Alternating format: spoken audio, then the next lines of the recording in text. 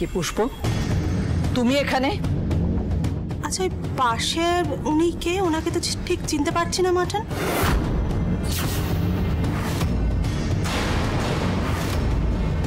না না মাঠান, আমার দূর সম্পর্কের দিদি হয়।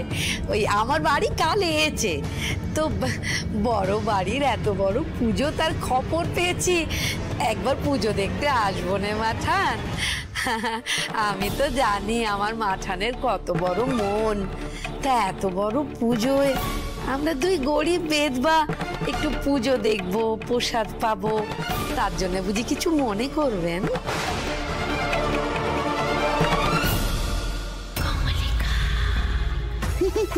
তিন কাল দিয়ে এক কালে ঠেকেছে মাঠান। পুজো আচ্ছা শুনলি না, নিজেকে আর আটকাতে পারি না, কোমর মিশকে গেছি। কিন্তু পুজোর কথা শুনলি ছুট্টি চলে আসি, এমন ভক্তির টান। আমরা বেশিক্ষণ থাকবো না মাঠান, পুজো দেখেই চলে যাব। ঠাম্মি, আমার মনে হচ্ছে এটা সিঁদুর কোনো চাল। ওই ইচ্ছা করে পিসিকে পাঠিয়েছে। এক্স্যাক্টলি মা, বলছি মা, আমারও কিন্তু সুবিধা লাগছে না। হ্যাঁ মাঠান, ময়ূকদা ঠিক কথাই বলেছে, সিধুকে কোনো বিশ্বাস নেই। ঠাম্মি, তুমি ওদের যেতে বলো। না না ময়ূকদা, ওভাবে বলো না। আজকে বছরের প্রথম দিন, তাছাড়া গৃহস্থ বাড়িতে পুজোতে আসলে এভাবে বের করে দিতে নেই, অমঙ্গল হয়। আর উনি তো বলছেন যে একটু পুজো দেখে প্রসাদ খেয়েই চলে যাবেন, থাক না। আর যতই হোক বয়স্ক মানুষ ওনারা। মাঠান, ওদের একটু থাকতে দাও না।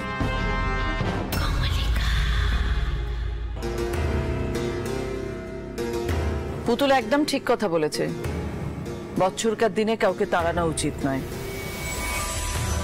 পুষ্প, তুমি তোমার দিদিকে নিয়ে পুজো দেখতে পারো। নিজের পায়ে নিজেই কুড়ুল মারলি পুতুল, জানতেও পারলি না। এবার অমঙ্গল কিভাবে ঘটে শুধু দেখে যা। যান, ওই ভেতরে যান, দালানে গিয়ে বসুন, পুজো শেষ হলেই দেখা হবে। চল দিদি চল, আদিকে পুতুল,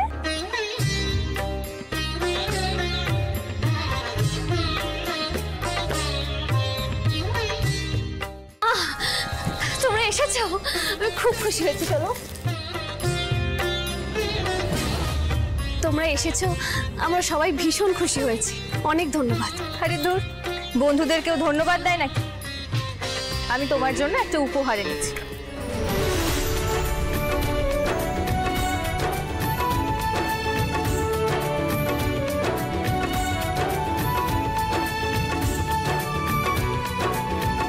ও মা, কি সুন্দর শাড়ি গো! পছন্দ হয়েছে? খুব। এটা আমি তোমার জন্য বুনেছি নিজের হাতে, একেবারে স্পেশাল। তুমি এত ভেবে আমার জন্য এত সুন্দর একটা উপহার এনেছো, আমি ভীষণ খুশি হয়েছি শোলক। আমি কোনো একটা বিশেষ দিনে এই শাড়িটা পরবো আর তোমার ছবি তুলে পাঠাবো আমি।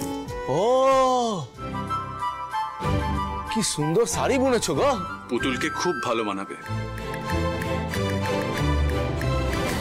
আমাদের হিরো চোখে একেবারে ঝিকিমিকি লেগে যাবে। আমার পুতুল তো সুন্দরী, এমনি এমনি তো আর ওকে নাত বউ করে আমি আনিনি।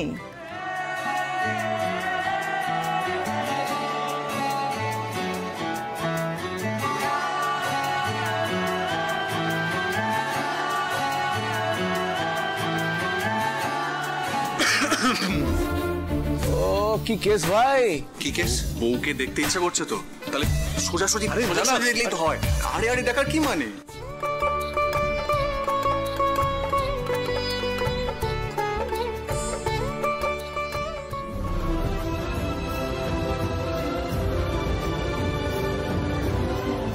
আরে আর চোখে দেখছো কেন? আরে বুক ফুলে দেখাও। হ্যাঁ, তোমার বিহা করা বউ। লজ্জাটা কি?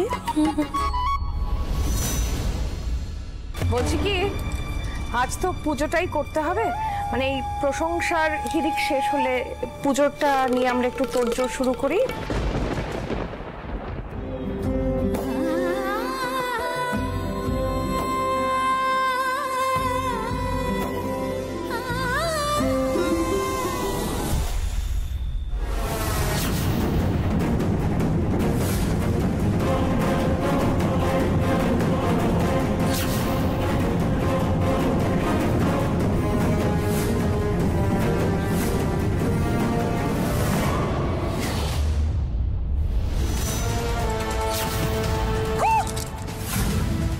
সর্বনাশ!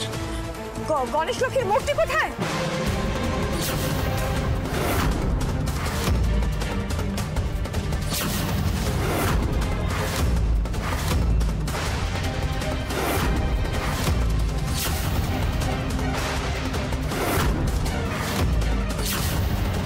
এ কি করে সম্ভব? আমি তো নিজে হাতে ঠাকুর এখানে রেখেছিলাম। তার মানে নিশ্চয়ই কেউ জেনে বুঝে ঠাকুরের মূর্তি সরিয়ে দিয়েছে। তোমার বিরুদ্ধে কেউ ষড়যন্ত্র করছে পুতুল। একটু চোখ কান খোলা রেখে চলো। কে করেছে ষড়যন্ত্র? মেজ বৌমা? এসব কি হচ্ছে মাঠান? পুজোর আগে ঠাকুরের মূর্তি উধাও হয়ে গেল, এ তো ঘোর অমঙ্গলের। এই জন্যই আপনাকে বলেছিলাম মাঠান, অযোগ্য লোকের হাতে আপনি দায়িত্ব দেবেন না। এবার তো প্রমাণিত হয়ে গেল যে আপনার আদরের নাত বউ আসলে অলক্ষ্মী। এবার পুজো কি করে হবে? মূর্তি তো নেই, মূর্তি ছাড়া পুজো কি করে হবে? ও মেজমা, এবছর কি পুতুল দি মানে বৌদির জন্য পুজোটাই হবে না? উফ, কি মুশকিল! ঠাকুর ছাড়া কি আর ঠাকুর পুজো হয়? কে বলেছে গো ঠাকুর নাই?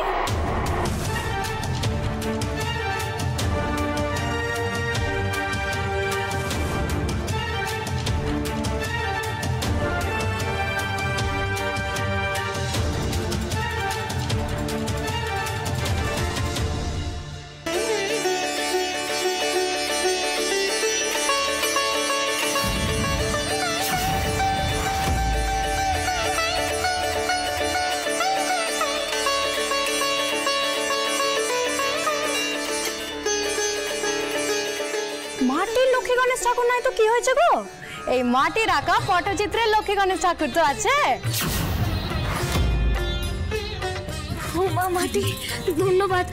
আমি ভেবেছিলাম এবারে যে মাটির লক্ষ্মী গণেশের পাশাপাশি পটচিত্রের মা লক্ষ্মী আর গণেশ ঠাকুরও রাখবো, একটু নতুনত্ব হবে। তোমাকে ভাগ্যিস বলেছিলাম মাটি। পুতুল, তোর বুদ্ধির জোরে আজকে কিন্তু আমরা বিপদ থেকে বেঁচে গেলাম।